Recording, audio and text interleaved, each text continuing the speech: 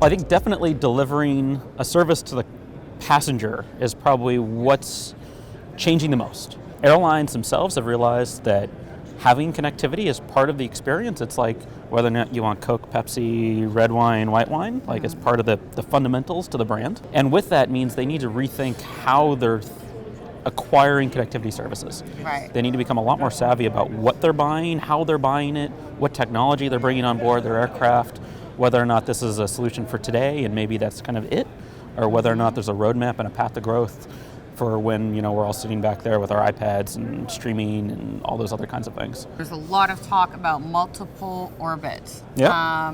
Do you see this as the way forward? Systems that can switch at will or that utilize a multitude of services? As airlines are becoming savvier, they're starting to realize that it's the megabits that really matter and not how those megabits are made or where they're from.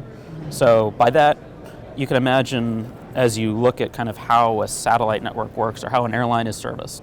There's the obvious case of like the air-to-ground network. So this is kind of like GoGo, Smart Sky, EAN, and the... How we started. Yeah, how we started, right? Yeah. Like I'm going to be a cell tower, but I'm going to point it up to the aircraft. So that's one way. And then we've progressed to what's called geostationary orbit. So that's, a decent mile away. It's about 600 and something milliseconds each way. So these are very slow connections. And we've slowly, as technologies improve, we've been getting closer and closer to Earth.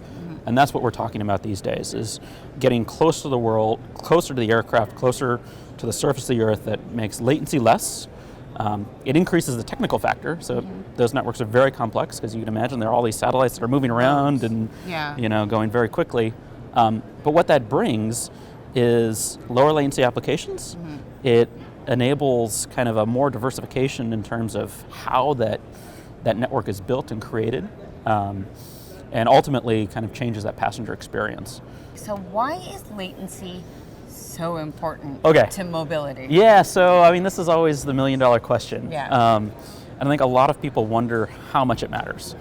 Now, to be honest, if you're sitting there streaming Netflix, latency probably isn't a big deal for you.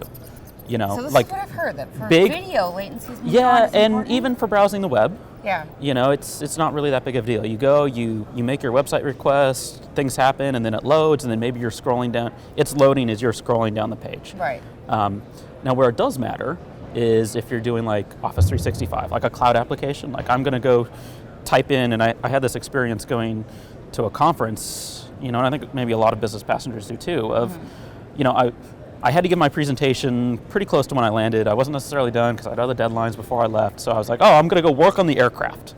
So I fire up Office 365, PowerPoint, and it's just slower than molasses. Like it similarly frustrating doesn't experience work, right? Trying to work on my way over. Yeah, and that's because, there's a couple of reasons why. One is, you just need a big pipe, right? I mean, these applications assume a terrestrial experience. So that kind of assumes a very big pipe. But there's also lots of communications between what you're doing and then the server. And each one of those communication chains requires a certain level of latency.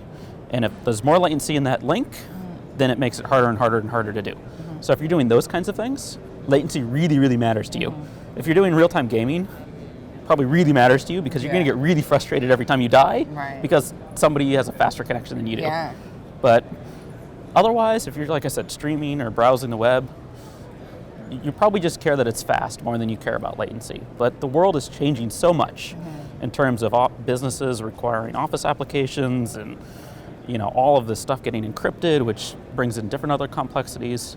So what we like to say when we talk to our airline customers is that it's not so much a one solution for everything. It's you have to design networks and introduce capabilities that enable you to pick the best network for the application that you want to service. And that traditionally means you have to be complex, right? You can't just have, I'm going to sign the contract, I'm going to get it done. It's a much more complex process these days. Understand the roadmap of the provider you're looking at. There's lots of technologies out there today that kind of enable a path to growth of going from traditional GEO to MEO and LEO and all of those kinds of pathways in between and what those applications look like. And then you can start asking about what does the network look like? When passengers come onto my aircraft, what do I want my brand as an airline to be and function and feel like? You know, do I just need to be cheap, or do I need to be free? If I'm free, does that set some kind of expectation for the experience? If I'm going to charge them, maybe people have a higher expectation because they're paying for it, right? I mean, everyone gets really frustrated when you pay for something and it doesn't work. Yeah. And those are two different technology solutions sometimes to solve that problem. Then I think the next one is just understanding that kind of technical interplay between what technology solutions people are using and impacts on price and cost and those kinds of contractual terms. But those are kind of, in our experience, those come later in the conversation. You don't necessarily lead with going and getting the cheapest solution, because that might be causing other problems down the line that you haven't really considered. Does the industry need to worry about LEO networks having so many satellites out there that environmentalists might begin to think, hey, this is a lot of space junk, I don't want to support that? Or Yeah, well, probably not.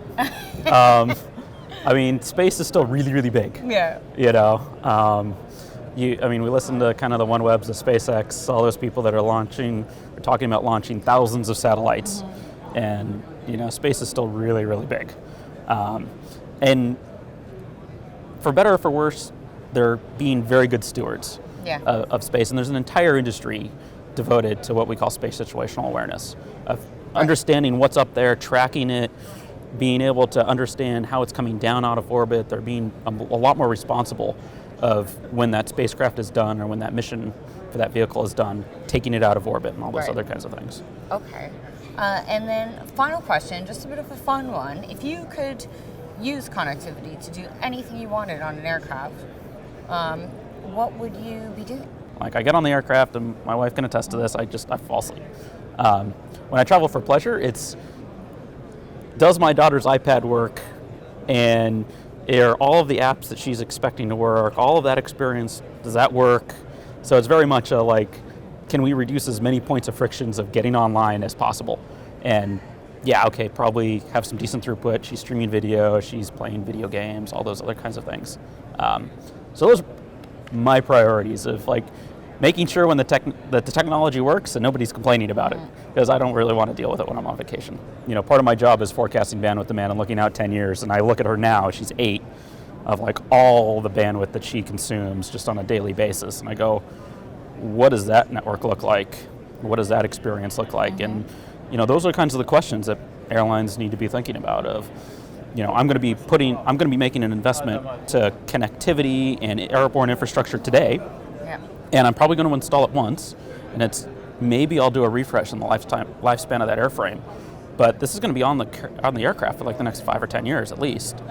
If you're not designing for that end state in 5 or 10 years, you're going to have a really costly problem in your hands in another year or two. So it's a pretty big challenge. All right. Well, thank you so much for your time today. Yeah, really it's my pleasure. That. Yeah, absolutely. Thank you.